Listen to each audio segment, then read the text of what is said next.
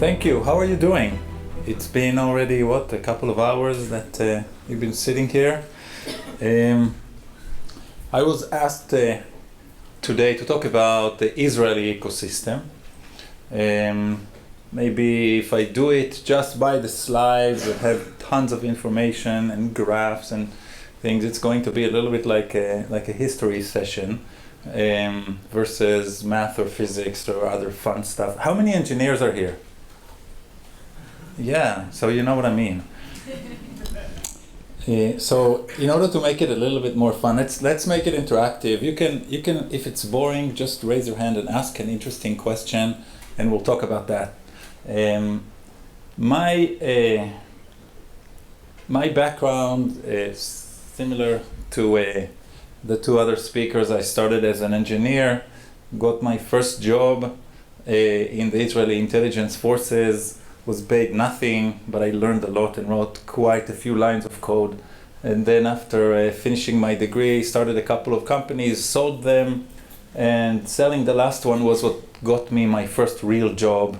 And I got a job at a big company called Amdocs, which is an Israeli firm selling to some of the largest telecommunication providers in the world.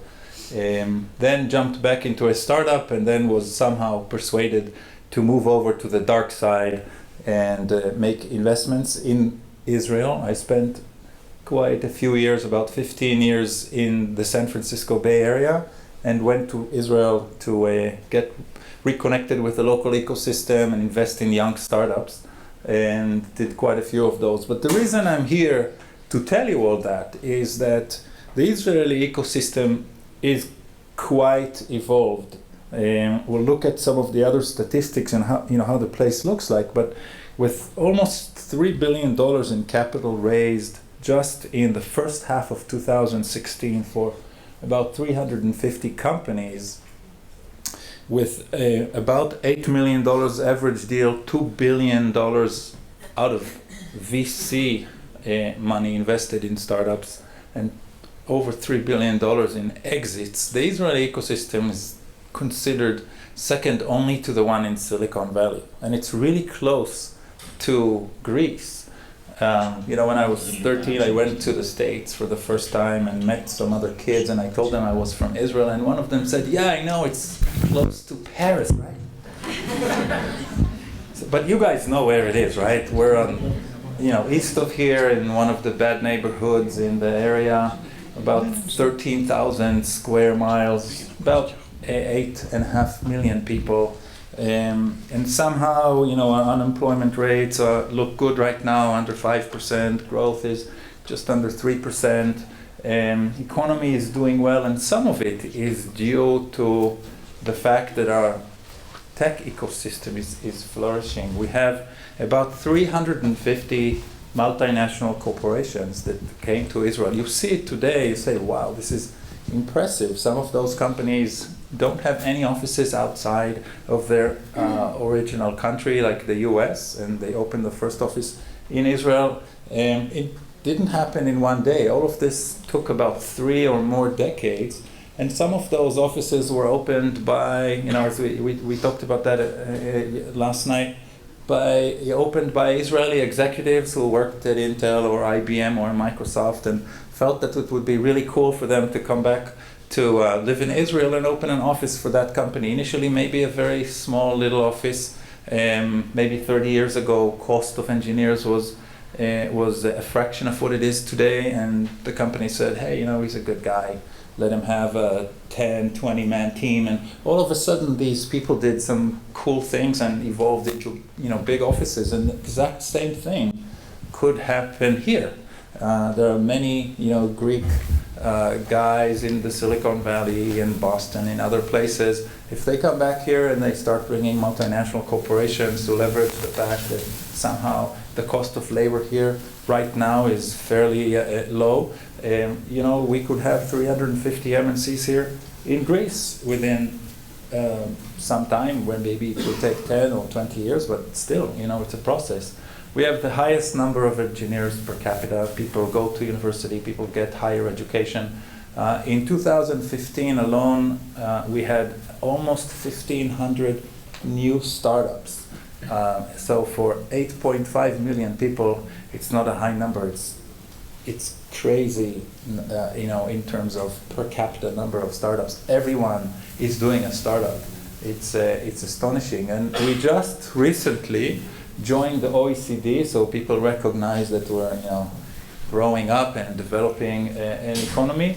And in terms of R&D spending, we're one of the highest, the second highest country in terms of our R&D spending, and we'll talk a little bit about that and the role of government in that process. So, a lot of high-tech, fundraising, VC deals. It's growing. It's more than last year, which is more than the year before. Everything is looking right now looks very exciting. There's more exits. The exits are being bigger.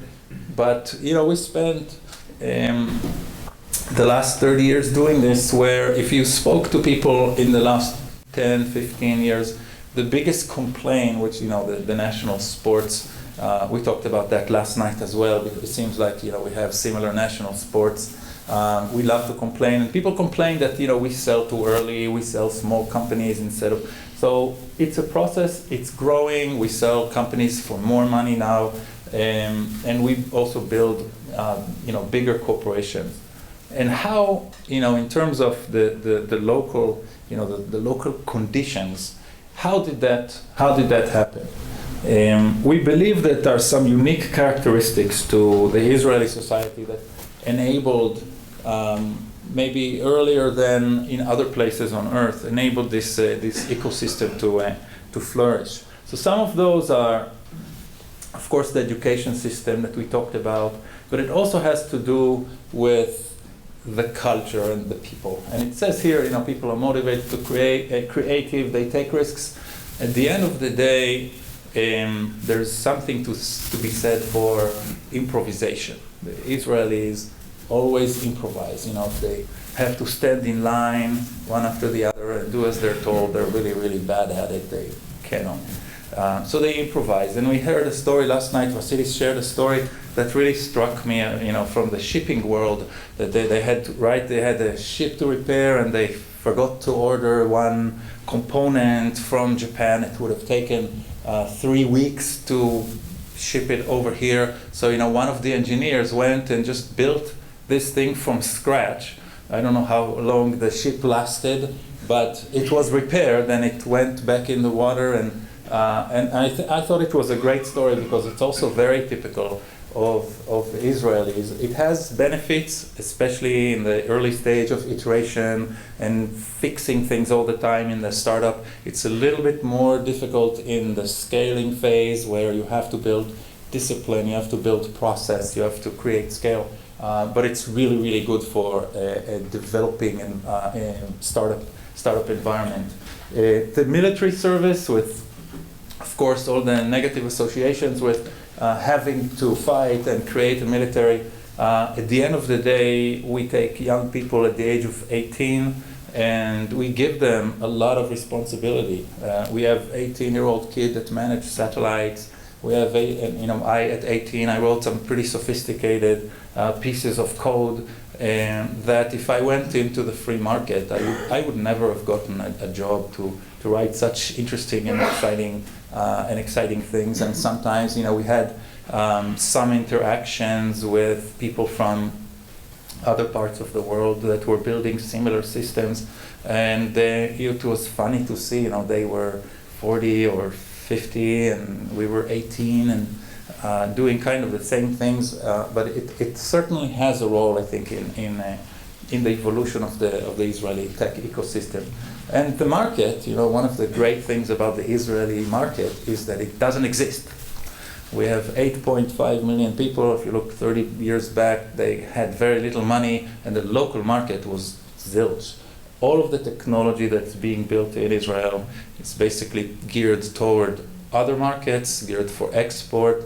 A lot of it is focused on the US, being one of the bigger markets for what we do. But when you can't rely on selling to the company next door or across the street, you just have to develop the skills to fly to other places, to learn new languages, to hire people in those cultures and collaborate with people all around the world.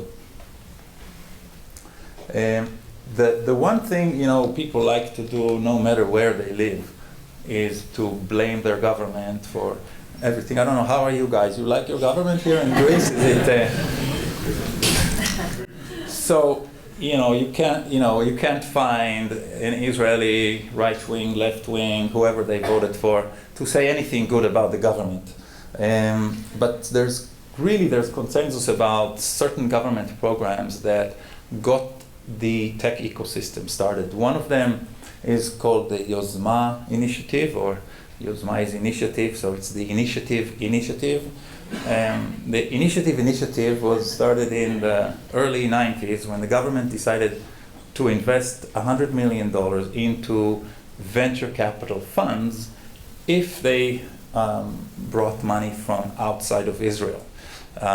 They basically loaned the money to the funds so that basically the whoever came in and invested could buy the government out after that, if that made sense for them economically, just pay them a certain interest rate, and the fund was back yours. And that encouraged some people from outside the country, and I think about 20 funds were started, and it's the early 90s. And out of that, a lot of what we see today in the Israeli ecosystem has evolved. Today we have a program with about $400 million that's being invested every year in a few ways. The two main ways are supporting entrepreneurs directly. So you as a startup, you're just now starting to think about what you want to build. You want the technology to be built, but you don't have the money. The government will give you 50% of the money if you find other investors to invest the other 50%. So basically they rely on themselves to judge if something is disruptive. In many cases, the disruption is a little bit less on the business model disruption and a little bit more on technology innovation. Of course, the second part, I completely agree with everything that you said, but that's what people have to take care of. After that, the government will give you money to develop things that don't exist anywhere else, but they rely also on the private market to give the other 50% that includes guidance and all the other good things, as well as help with the selection process. You can get up to 5 million Israeli shekels, which is about $1.5 million, between $1 million and $1.5 million for a period of about 2 years. And once you get that granted, you have 6 months to go look for your investors. And the other big program is the incubators. The incubators are where the government finds a licensee to build an incubator, and they give them a carte blanche to fund 5 startups a year for 5 years, or for about 20 startups. Every startup gets 85% of the funding from the government and 15% from the licensee, where the licensee also has to give some extra value and a team to help you, mentor you, guide you, help you with everything from developing the technology to developing your marketing and sales strategy. And the equity is still structured in a way that the original founders get to keep most of the equity.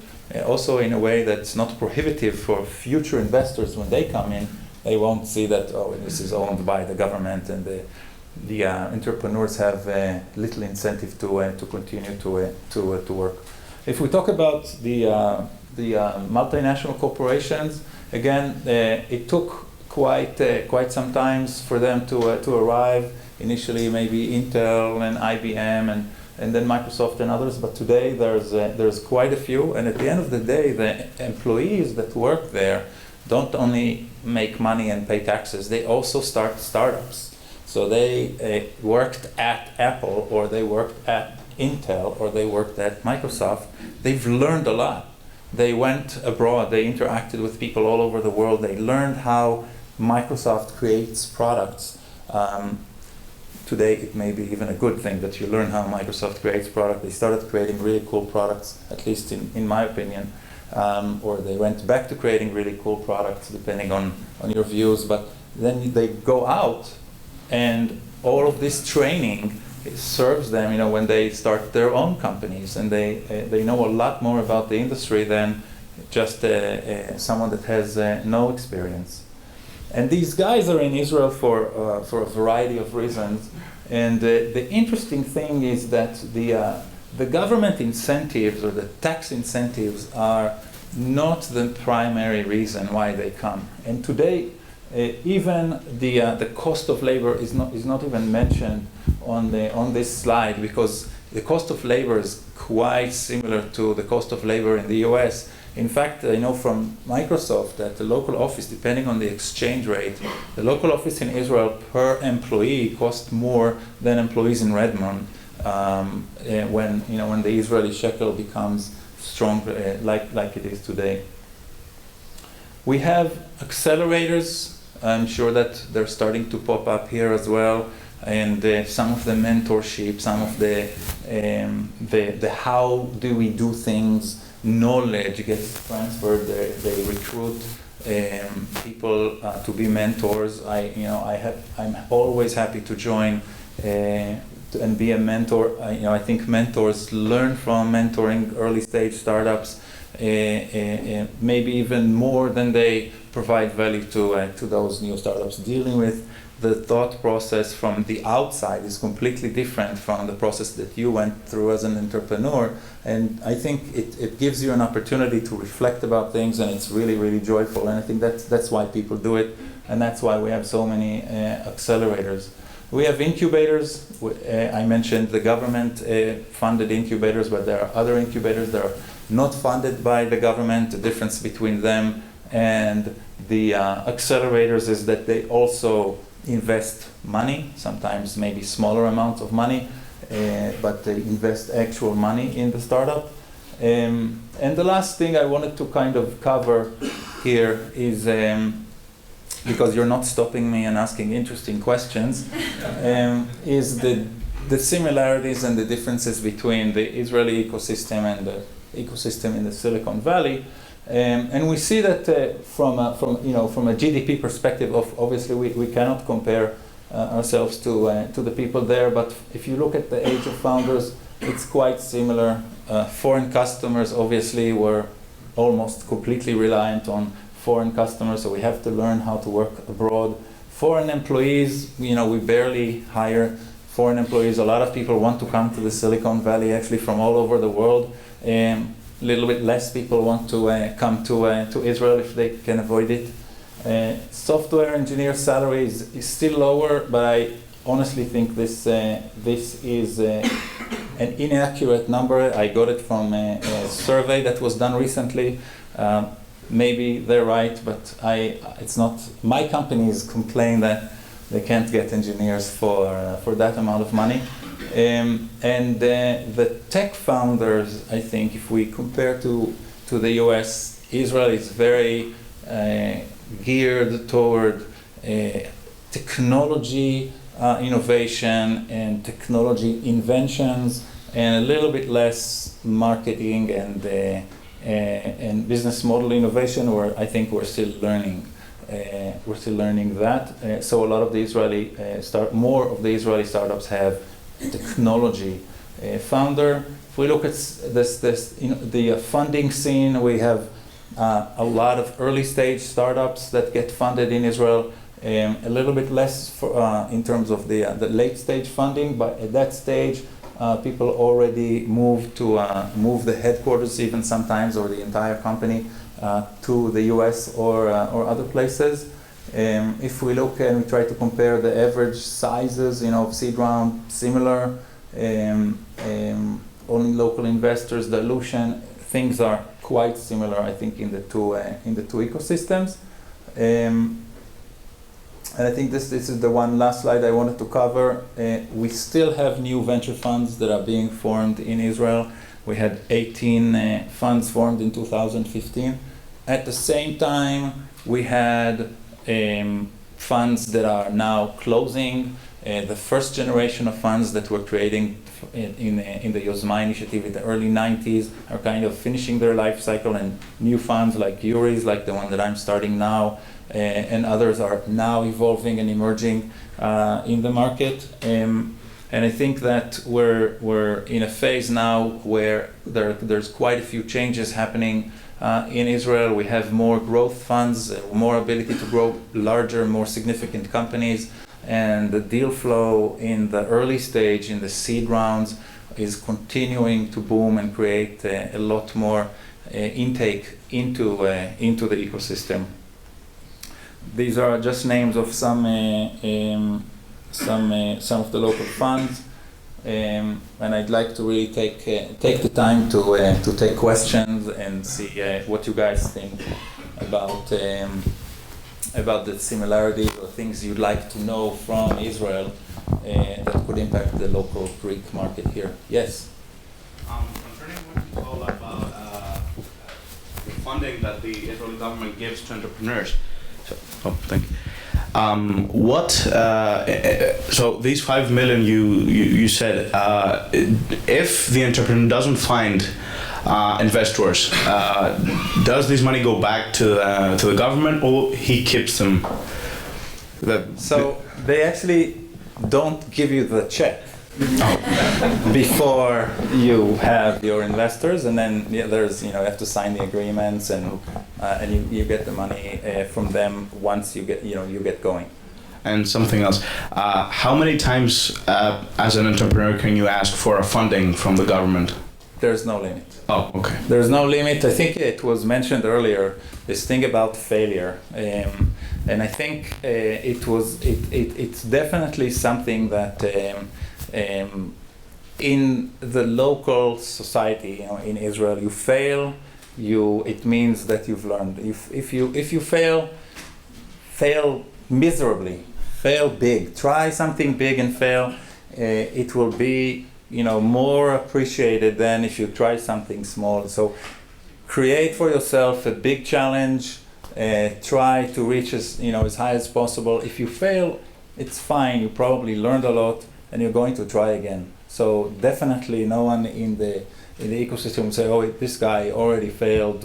If you fail 50 times, then maybe I don't know, but if there are other people in the team, there's one person that's already failed enough. It's actually always a plus. Other questions? Yes, please. Two questions. One is, how easy to close a company in Israel? I think it's easy here to start something, but how easy is to really close? It relates to the failure thing. And the other, if I may say, which is not the same, is like, what about the culture? You bring people from Israel to America. You're going to bring the Israelis there. You're going to hire Americans. How do they interact from a practical point of view? Yeah. So the first question is I think it's an easy question. That it's quite easy to shut down a company. It's always better if you plan ahead and you leave enough money to pay your employees or your suppliers. But even if you don't, I think the system knows how to deal with it. By the way, labor laws are always an issue when you think about hiring people or new startups. Labor laws in Israel are such that it's absolutely possible to there's no guarantee of employment for people. There's certain things you have to do, but it's very similar to the US. And dissimilar to a lot of places in Europe where you'd think twice if you want to go open an office there. Your second question, what was your second question? About culture, let's say you get some money for the US, let's say, and yes. Bring 30 Israelis to the US. So that's a big question always. I think the big discussions about that question always are around the CEO. Basically, you can take people from Israel to conduct projects, to develop. If they go and sometimes they come back. The company that I worked for, Amdocs, with about 20,000 employees, not such a huge company in global terms, sends people to do projects all around the world. They go and they develop, and they come back after a few years. So that product management, engineers, it's not that complicated. You do whatever you have to do depending on the personnel that you have. Hiring a CEO at some point may become a necessity, and it's a big discussion whether your original founder should or should not be the CEO for the duration of the company. Maybe at some point it makes sense to replace them. And in that case, are you going to continue to run the company from Israel and have an Israeli CEO? Are you going to move the company to the US, hire an American CEO? Definitely in sales, in every geography, you're going to want to hire a lot of local salespeople because they speak the language. In the States, they know how to talk about football and baseball and all those things that make up a good sales pitch. And you're going to do you're going to do whatever needs to be done, and you're going to try to hire the best people. And I can tell you honestly that coming from outside of the US, it's sometimes challenging for companies to hire top American talent, and it's as with every other aspect of entrepreneurship, you're going to try to solve it. You're going to try to work around it. You're going to try to make it so that people have a good experience with you, so that even though there is a culture mismatch, and there will always be, because people are different in Israel and in Greece and in France and in the States, you're going to build mechanisms in the company to make sure that there's continuous dialogue, so that people from the US understand what the people from Israel mean, and the people in Israel vice versa. There was a great question in Quora. You know what Quora is, right? So Quora, you go to Quora and search the banana straightener. Somebody wrote a story about a banana straightener that really highlights what happens when an American CEO wants to build a banana straightener, and the product manager has teams both in Israel and in the US. There's a lot to learn from. It's funny and it exaggerates things, but there's a lot to learn about working with teams from different places. Yeah. Vasily, sorry, you had a question. Well, the question is, initially was, how do you get a lot of Israelis that they seem to have similar personalities with Greeks to work together to a common goal? And whether this was the case, or you just let them loose, so you just had a lot of concurrent experiments, and many of them failed at any given time. So what was one or the other, or both? So first, I think the way the market works today is the Darwinian way. You give small amounts of money to many teams, and as Yuri said, the stats are really bad. 90% failure, 95% failure, and those that can create a working body and achieve things that are of interest to customers get to their second and third and additional rounds of funding. I think what you referred to in the first part of the question is this notion of 10 people and 50 ideas of what should be done next, and continuous argument. Like at the country scale, not that much getting to the point that you are. So it was like we get all different ideas, working on different projects. We have 20 funds that they are targeting the same idea but not talking to one another. We had like 20 Greeks in a room in technology review 2 years ago that were coming from the tech world, and they didn't have the chance to meet with one another. So the result that we see in Israel is like gather of an effort to build this community and get them all together, and how do you treat the whole? I think it evolved. Maybe Yuri has a different. I think it evolved by itself. When I started my first company, the word VC was not in the vocabulary. Today, kids, at the age of 16 are already building elevator pitches because, they're meeting a VC tomorrow and they have an idea to build a company. With success, they say success breeds success, and with success, more people get interested, more people get sucked into it. It takes time to develop the talent, to have enough people that have the tools to really operate in these complex and complicated markets. And that's where the incubators and the accelerators exist to get people who don't have the tools and give them the tools. But it's a long process. It takes years to evolve. One more question, or are we done? Because done? Okay, sorry. I'm here, and in the afternoon there's also a session that I'm doing about VC funding and startups, and we'll be happy to see you there. Thank you very much.